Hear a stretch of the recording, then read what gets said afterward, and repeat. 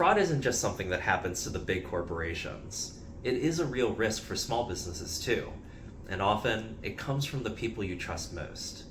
The good news is, though, that fraud can mostly be prevented with the right financial controls and awareness. So let's talk about how to spot the warning signs and how to protect your business from financial loss. Of course, there are lots of business owners who think, wow, this will never happen to me.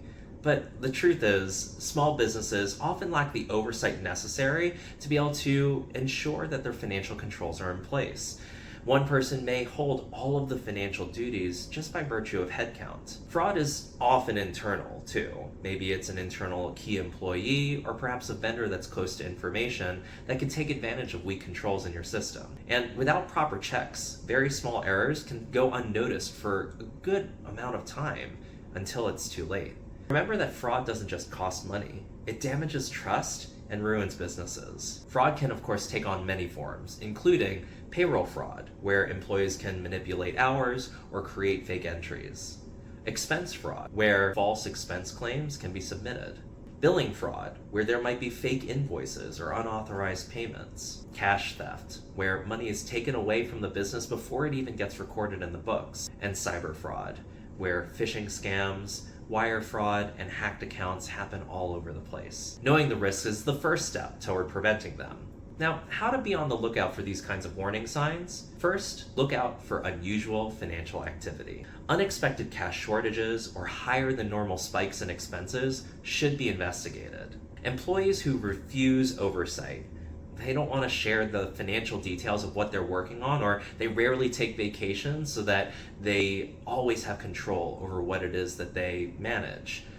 Gently have those conversations with those employees to ask what's really going on. Vendor or payment inconsistencies. If you see duplicate payments, unfamiliar vendors, or overbilling, that could be a sign that misaligned payments can be made. You might want to go ahead and check into that. Remember, if something feels off, just don't ignore it. Do something about it. Prevention is, of course, the best defense, so here's how to protect your business. First, separate your financial duties. No single employee should handle both payments and bookkeeping. They could close the loop and be able to capture money that's come in from a customer without ever recording it in the books. Make sure you conduct regular financial audits, whether it's internally with your controller, externally with an accountant or an auditor, or even just yourself. Doing a spot check and making sure that you're checking your financial statements for reasonableness can go a long way. Make sure that you're enforcing expense approval policies. Require multiple approvals for larger transactions and making sure that you're holding true to what those thresholds are. Try to secure your financial systems. Use encrypted systems, software, and two-factor authentication, among other cybersecurity best practices. And encourage whistleblowing. Try to create a culture where employees feel safe reporting suspicious activity. Fraud prevention isn't about mistrust. It really is about protecting your business. Now, of course, if fraud does happen, make sure that you act fast. Investigate immediately. Gather all your records, review your transactions, and assess what the damage has been done. And then consult legal and financial professionals. Determine what your next steps are and what the severity of the situation is. And strengthen your internal controls. Use this as an opportunity to be able to improve your security and your oversight. So don't just simply recover from the fraud, build stronger systems to prevent it from happening again. Now, many businesses unknowingly invite fraud in by making these kinds of mistakes.